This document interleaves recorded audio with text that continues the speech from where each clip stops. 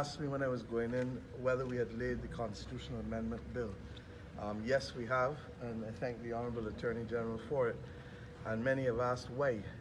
The truth is that there's been a lot of public debate this week in reference to the provisions of Section 75 of the Constitution that the President can choose to appoint 2 senators.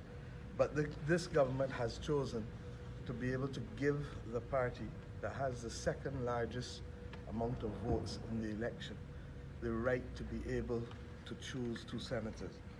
And in spite of the fact that the president of the Democratic Party says he needs that from me and I can't offer him anything, let us be very clear.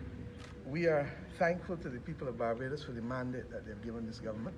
It is as comprehensive and complete a mandate as possible. But we believe that we have an obligation to our democracy and to the deepening and protection of our democracy to be able to afford the opportunity to the party receiving the second highest number of votes, the opportunity to not just appoint 2 senators, but if persons were reflecting and knew what they were talking about, they would know that what is at stake is not just simply the appointment of 2 senators. What is at stake as well is the appointment of a number of commissions under the Constitution, from the Electoral and Boundaries Commission that will come up during the course of the next 5 years, to the various services commission, the Administrative and General Services Commission, the Protective Services Commission, the Judicial Legal Services Commission, and a whole host of others. Now, under the current provisions of the Constitution, Section 75, it would mean that I would have the right as Prime Minister to choose all of those people. And as much as I know that I will do it in fairness and to protect the public interest, I do not believe that I should do so. And to that extent, therefore, we are going to afford them the opportunity to not only be able to choose the 2 senators, but by extension, to be able to have a say in the appointment of the different commissions. Now, why does this matter?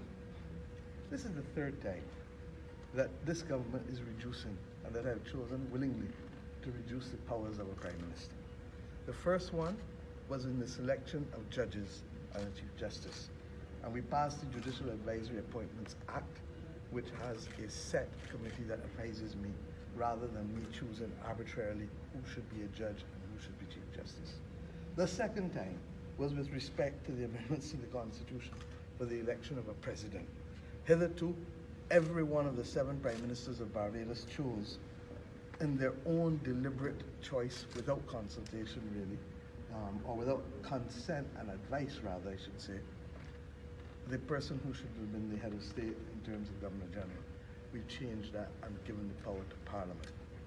And the 3rd occasion is now this, where pursuant to Section 75 of the existing Constitution, if there's no leader of the opposition, I think it's Section 75(2) or B, I can't remember the reference now, makes it absolutely clear that I would have the right to choose.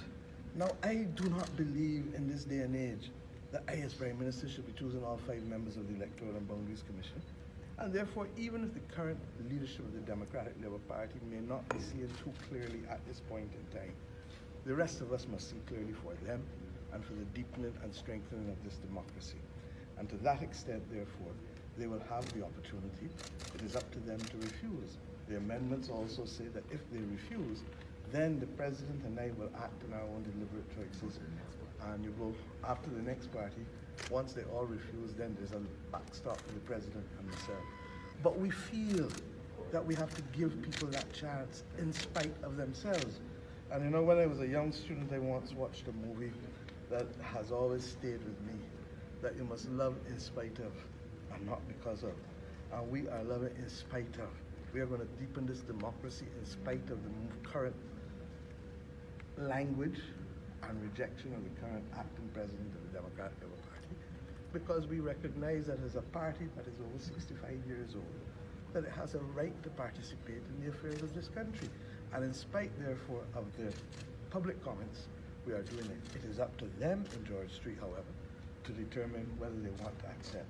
And the new provisions of the legislation also make it clear that they must designate who is the entity or person within the structure that the President or myself will continue to consult with. So we look forward to the passage of this legislation.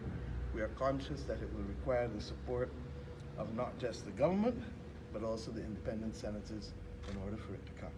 And it has also come with the other provision I've said very clearly that if you are old enough to vote, then you must be old enough to represent. And to that extent, therefore, the amendment that will reduce the age for qualification to sit as a member of the House of Assembly and in the Senate to 18 years old is also attached to that constitutional amendment. Okay?